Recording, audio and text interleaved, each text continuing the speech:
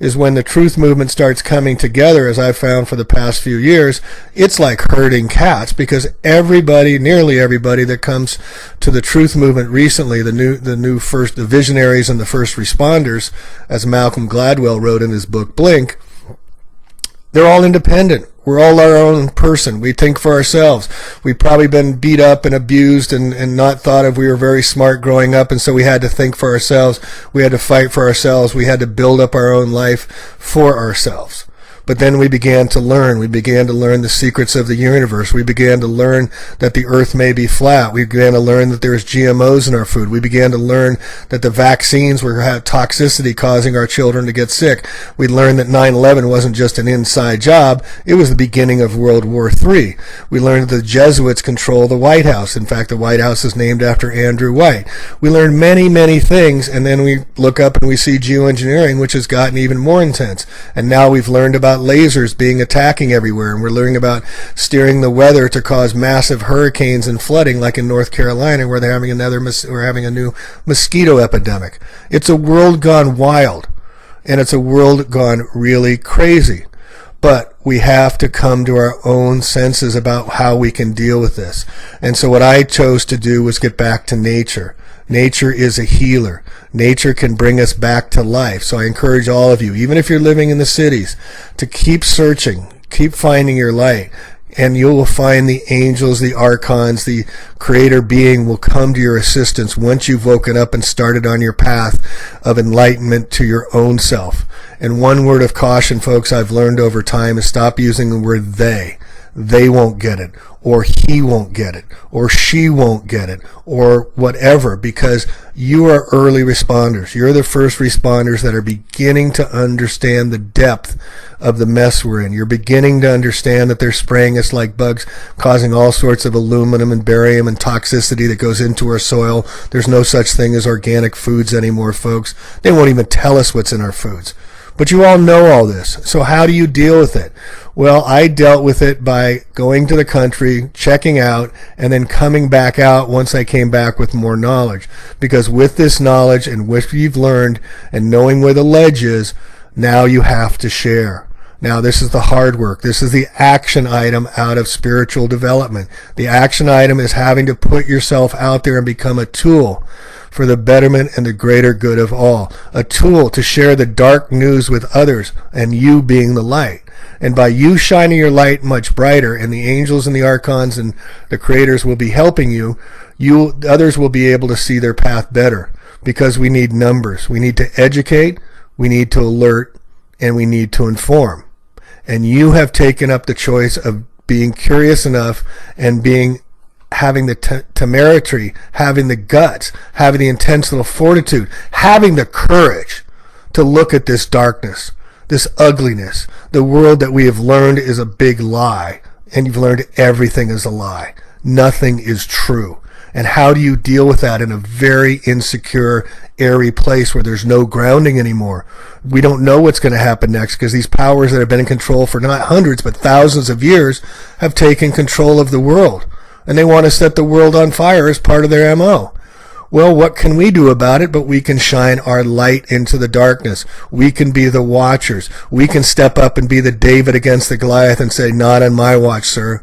Not on my watch, ma'am, are you going to deceive my children, or vaccinate my children, or pollute the world like you're doing, or kill the sentient beings all around the world for your old domination prospects of Agenda 21, Agenda 30, Agenda 2045, transhumanism, doing all our emails. It has to stop. And the term in Spanish is ya basta. It stops with me. And so that's what I decided. I decided that my life wasn't as important as the life of all beings and all future beings. The Iroquois Indians in the United States, who lived on these lands for tens of thousands of years without harming anyone except for what they needed to live, they'd live their life for 7 generations in the future. It's called sacrificing to the sacred. And that's what I've chosen to do with my life, even though it's cost me a ton of friends. It's cost me my family. And we're family coming together, and we should be enjoying each other's company and not bringing up doom and gloom subjects, Jamie. Well, when are you supposed to bring them up? How often do you get to see your families? How often do you get the chance to talk about these subjects with others who don't want to hear it, who don't want their bread and circuses lives destroyed, who don't want to hear the negative news because they don't want to be down, who are just trying to make it through the day because they can't even make a living trying to survive in this crazy, trumped up world of trillions of dollars of massive debt on top of the abomination of all the bombing going on before we got bushwhacked. It's all theater, folks, and you're waking up to being inside the theater, and then they pull back the curtain, as Frank Zappa said, and they show you the brick wall. Well, it's full disclosure now. If people can't see the geoengineering going on, I'm sorry, but we need to let them go. We need to reach out to those on the fringe. We need to reach out to those who are just starting to learn. We need to reach out and suggest and try and offerings. So what suggestion I make to you all is, if this is any benefit to you to get out of the loneliness and help you awake, is make it an offering to people. Don't tell them this is the truth. Don't tell them the earth is flat. Don't tell them they need to not vaccinate their children. Just offer them information. Here's a website. Here's a book. Here's some articles I just read. Maybe you will find some information useful to yourself. And here's why I'm saying this, is because you're the seeds, folks. You're the seeds of everything that's going to grow from here. This is the winter of compost. In the cycle of life, this is the winter time. And we are in destruction. We are in Shiva. We're in the Pluto, blowing things up so the new creations can come. And we're the seeds of this new creation. So instead of what you don't want, anti-war, anti-vaccine, anti-this and that, we need to get pro. Probiotics means pro-life. Antibiotics means anti-life. Guess what they give you? Antibiotics. Anybody ever think of that? They don't want our souls to rise. They don't want us to come together and organize.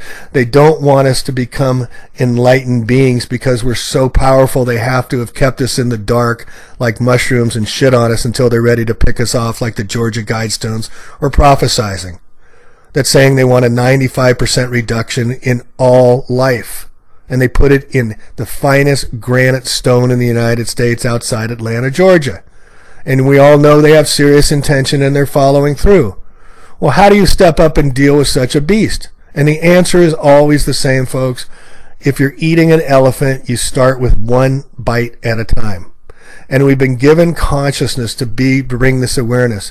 Do you remember the Mayan calendar of December 21st, 2012? The Mayan calendar was written in stone 5,000 years ago that was predicting these exact times when the consciousness would be going from our right hemisphere or left hemisphere brain to our right, crossing the Great Rift, the Great Milky Way above, as we're traversing on Earth, but also inside our consciousness.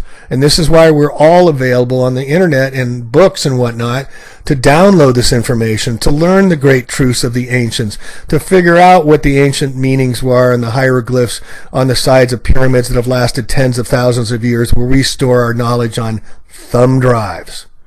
It's very important work what you're doing here, folks.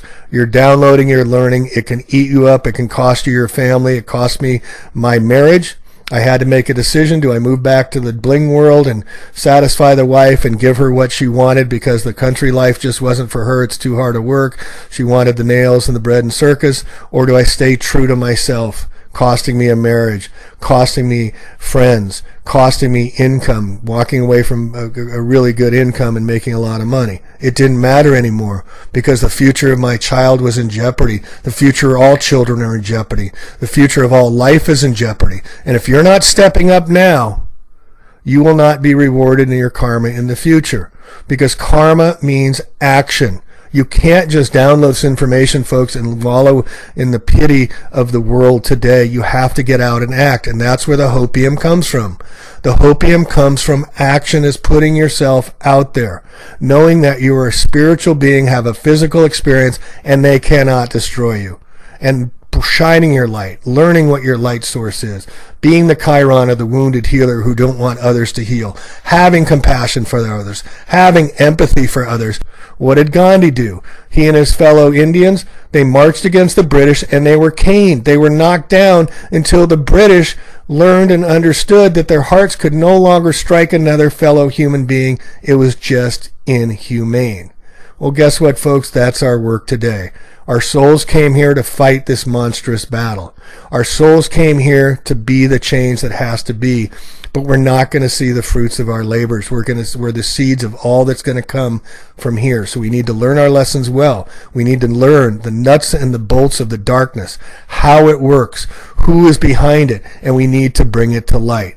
And we need not to blame others and say they don't get it, or talk about the current screen that has this president or that name or this judge or whatever. And everybody talks about it because it's bread and circuses and they own the media. That's why they call it TV programming. And you think about it for a sec, you've got 320 million people in the United States, not America, United States, that all look at a screen and they all talk about whatever they see on the screen because it's all the same knowledge or all the same input coming into everybody's brains. And we all give our energy over to talk about Trump or Obama or whoever the next puppet show is. And we think we give them all our power. This person we're never going to meet, we're never going to know. We're talking about them all the time, giving away our energy, and so am I. So I'm stopping right now. So it's up to each one of us to find our soul force, our soul purpose, to create positivity, as my new buddy Jensen Curtis, who contacted me recently and was watching my video, said. Create positivity, create the change you wish to see. But also do it in a way that resonates with your own self, in your own way. This is where the creativity comes in. We have to create a new world. We have to create new languages. We don't say hell to everybody, hello, or we don't cast spells in school, or we don't say we're sane and then we're insane for being in our sanity. It's all language that we languish in, and the definition is from the Phoenicians. It's by hearing and by sound. So we get to create a whole new world of what we want to see. We have to become conservationists. We have to become stewards. We have to become caring about all our lives. But what this is forcing us to do is lift our heads and look in much greater time horizons, just like the flat earth theory is. It makes us look into 5,000 years of history. It makes us look into the vast cosmos about a much greater time frame than most of us have even considered or even known about. It makes us look into the Native American histories. It makes us look into the African history, which we're now learning. In the United States alone, they were here 46,000 years ago before the Native Americans were. Unbelievable knowledge we're downloading right now, while at the same time, the clamps are coming down on the world on top of us. And we're seeing that happen over and over just as we're shining our light brighter. Now, who's going to win? We will. And the sole reason is, as Martin Luther King says, hate cannot conquer hate. Only love can conquer hate. Plus, we are spiritual beings having a physical experience. And all you that listen to the King James Bible, please read the other Bibles because they talk about reincarnation. They talk about the kingdom of God being inside of you. We have many, many more lifetimes, folks. We've been here before, but we're on the ascension. The darkness that's coming at us right now is on the descension. They're falling from grace from the enlightened of the golden age and the iron age and the bronze age, but they have the technology and the knowledge and the evil to do it. So on their way down, they're creating hell on earth. They're terraforming earth for their own likeness and for their own reasons and for their own existence, not caring about us because we're on the way up. But we're the light beings. We're on the ascension to the Aquarian age. The Aquarian age means of the mind, but it's Saturnian. It's very, very tough lessons learned. It's going to get harder, folks. I wish I could say it's going to get all better because we want it to, but here's what I want to leave you with. When you speak out, when you speak your truth, when you act with right action, you need to not pay attention so much to the echo. Did they get it? Did they hear me?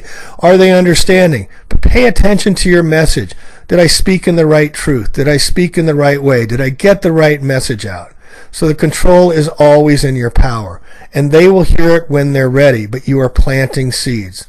So, fellow seed planters, I honor the truth movement. I honor all of you with respect and love. Please share your stories about your awakening too. It is lonely, but know you're not alone. You're with us all in peace and love.